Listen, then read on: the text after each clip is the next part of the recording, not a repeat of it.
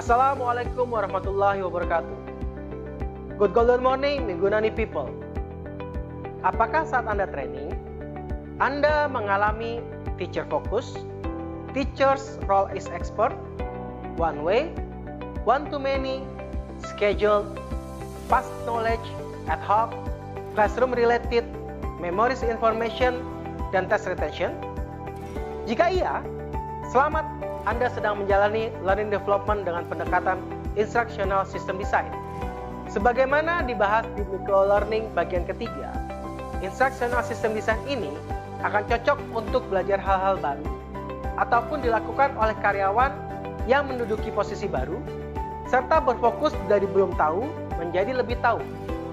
Dan karakter learningnya sendiri adalah meningkatkan produksi, melakukan standarisasi, dan spesialisasi. Sinergi Development Center sendiri sebagai corporate university dari PT Solusi Bangun Indonesia Tbk menjalankan pendekatan instructional system design ini di awal-awal berdirinya, tepatnya di awal tahun 2007 sampai dengan 2010. Pemilihan pendekatan ini dimulai dari awal diakuisisinya PT Semen Kujang sebagai nama awal dari PT Solusi Bangun Indonesia oleh Holcim Global. Melihat praktek dan kompetensi karyawan yang belum terstandar dengan kompetensi karyawan Holcim di luar negeri, maka dibentuklah corporate university dengan tujuan menyamakan kompetensi antara karyawan di Indonesia dan di luar negeri. Melihat tujuan inilah, maka pendekatan instructional system design dipilih. Pada awal-awal menjalankan learning program dengan pendekatan instructional system design, program dari Holcim Global menjadi program mandatori yang harus diikuti oleh semua karyawan. Kembali pada pendekatan instructional system design. Banyak model dari instructional system design yang berkembang. Salah satu yang populer digunakan adalah model EDI. Micro Learning LNDK Dewa Guruan keempat ini akan membahas tentang pendekatan Introduction of Instructional System Design, utamanya dengan model EDI. Masih bersama saya, Suhud Rasojati, di Micro Learning LNDK Dewa Guruan edisi keempat. Tahap pertama dari Instructional System Design dikenal dengan TNA atau Training Need Assessment and Analysis. Fungsi utama TNA ini adalah untuk mengidentifikasi kompetensi dan performance gap dan menentukan metode learning dan development yang akan digunakan untuk menutup gap tersebut. Perlu diingat bahwa training tidak bisa memecahkan seluruh masalah di organisasi. Permasalahan seperti ketidakjelasan target, tidak adanya sumber daya untuk melakukan pekerjaan, kurangnya penghargaan finansial, ataupun kurangnya keamanan kerja adalah contoh permasalahan yang tidak bisa diselesaikan dengan training. Sebaliknya, training akan menjawab permasalahan lack of skill, lack of knowledge, dan lack of attitude. Ada banyak sekali konsep pendekatan TNA yang dikeluarkan oleh para pakar. Salah satunya pendekatan yang digunakan oleh PT Solusi Bangun Indonesia Tbk adalah dengan membagi ke dalam 3 bagian utama, yaitu berdasarkan kompetensis, performance, dan company strategy. Mari kita bahas lebih dalam mengenai TNA berdasarkan kompetensis. Bahasan mengenai TNA based on performance dan company strategic akan kita bahas di microlearning berikutnya. TNA based on competencies ini merupakan TNA yang mendasarkan pada kompetensi yang dibutuhkan oleh seseorang agar dalam daily job-nya bisa tercapai. TNA ini dilakukan dengan melakukan assessment dan analisa gap di current position ataupun di future position.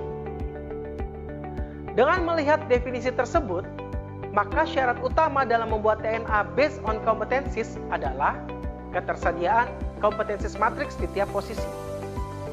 Bisa jadi Anda bertanya-tanya, bagaimana jika perusahaan saya belum memiliki kompetensi matriks? Ya mau tidak mau, memang kita perlu memiliki kompetensi, baik kompetensi teknik maupun non-teknis.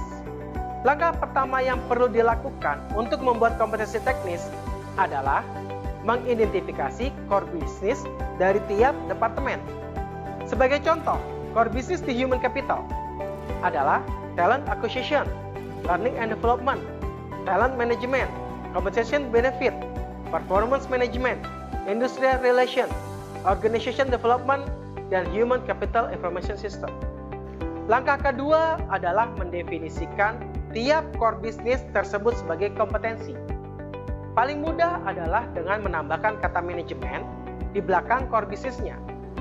Sebagai contoh, untuk core business talent acquisition, kemudian kompetensinya menjadi talent acquisition management. Untuk core business learning and development menjadi learning and development management, dan seterusnya. Berikut adalah panduan dalam mendefinisikan perilaku pada tiap level. Di sini dibagi menjadi dua. Ada level kecakapan yang terbagi menjadi knowledgeable, comprehension, practitioner, advanced, dan expert. Kemudian ada di kolom kedua adalah pedoman kriteria kinerja. Di sini menjabarkan tentang key behavior dari level kecakapan yang tadi disebutkan. Contoh misalnya di knowledgeable. Key behavior-nya adalah pertama, mengetahui hal-hal dasar mengenai suatu kompetensi atau pengetahuan, tidak mengetahui secara detail. Level kecakapan comprehension itu ada 3 key behavior. Yang pertama adalah memahami dan mampu menjelaskan hal-hal dasar dalam pekerjaan. Yang kedua, tahu harus menghubungi siapa untuk mendapatkan klarifikasi dan arahan. Yang ketiga, mampu melaksanakan kegiatan dasar terkait kompetensi berdasarkan pedoman dan prosedur di bawah pengawasan. Di level kecakapan practitioner, ada 4 key behavior-nya. Pertama, memahami secara detail dan mampu mengaplikasikannya dalam pekerjaan. Kedua, mengikuti panduan dan prosedur yang berlaku. Ketiga, menggunakan kompetensi hanya dalam tugas yang terstruktur. Yang keempat, mampu menyelesaikan permasalahan rutin terkait penerapan kompetensi di tempat kerja sesuai dengan prosedurnya. Level kecakapan advance itu juga memiliki 4 key behavior. Yang pertama, mampu menyelesaikan permasalahan kompleks terkait penerapan kompetensi. Yang kedua, mampu menginterpretasikan pengetahuan untuk orang lain. Yang ketiga, mampu menjawab pertanyaan secara menyeluruh dengan sedikit pengecualian. Dan yang keempat, mampu mengevaluasi atau mereview sistem menggunakan kompetensi yang dimiliki. Dan level kecakapan yang expert memiliki 3 key behavior. Yang pertama, memiliki pengetahuan yang utuh, menyeluruh dan komprehensif. 2. Sebagai mentor, memberikan klarifikasi dan arahan strategis beserta rencana eksekusinya. Yang ketiga, mampu mendesain, mengkreasikan, dan membuat solusi atau konsep yang baru yang lebih baik.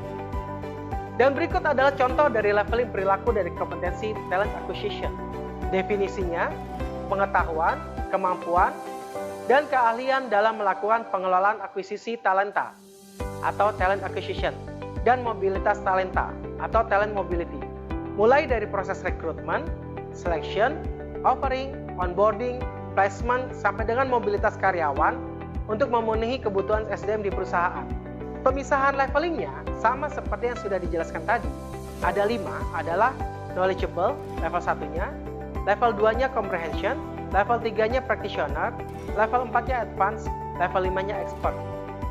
Di key behavior-nya disebutkan bahwa untuk level 1 knowledgeable itu adalah 1, mampu menyebutkan ketentuan, peraturan serta kebijakan perusahaan terkait talent acquisition and mobility. Kedua, mampu mendeskripsikan secara umum konsep manajemen SDM terkait talent acquisition and mobility. Yang ketiga, mampu mendeskripsikan standar, sistem, dan prosedur terkait talent acquisition and mobility. Untuk level 2-nya, di comprehension, yang pertama key behavior-nya adalah mampu melaksanakan proses talent acquisition and mobility, termasuk sourcing kandidat berdasarkan pedoman dan prosedur di bawah pengawasan. Yang kedua, mampu menjelaskan korelasi konsep manajemen SDM dengan rekrutmen, selection, offering, onboarding, placement, talent mobility, termasuk kompetensi manajemen assessment.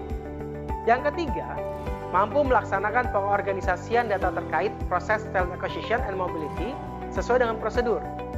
Dan di level 3-nya untuk practitioner, key behavior-nya adalah yang pertama, mampu mengelola proses talent acquisition and mobility, mulai dari rekrutmen, selection, offering, onboarding, dan placement, termasuk proses perpindahan karyawan. Yang kedua, mampu menerapkan metode dan teknologi seleksi, mulai dari alat tes, proses tes, wawancara, sampai dengan membuat rekomendasi hasil tes, dan memastikan reliability and validity hasil tes. Dan yang ketiga adalah mampu mengelola proses offboarding karyawan dan exit interview pada saat karyawan mengundurkan diri. Di level 4 advance, key behavior-nya adalah 1, mampu mengevaluasi hasil dari proses talent acquisition and mobility, serta melakukan tindakan antisipasi atau mitigasi yang dibutuhkan. Yang kedua, mampu menganalisis dan membuat penyempurnaan proses, metode, prosedur terkait talent acquisition and mobility untuk meningkatkan employer branding. Dan yang terakhir di level 5, untuk expertnya, key behavior-nya adalah mampu menghasilkan inisiatif strategis dan komprehensif terkait talent acquisition and mobility sesuai dengan kebutuhan perusahaan saat ini dan yang akan datang. Demikianlah microlearning L&D KDW Guruan edisi keempat pada kesempatan kali ini. Akan kita sambung lagi pembahasan tentang menyusun kompetensi matriks pada microlearning L&D KDW Guruan edisi kelima. Wassalamualaikum warahmatullahi wabarakatuh.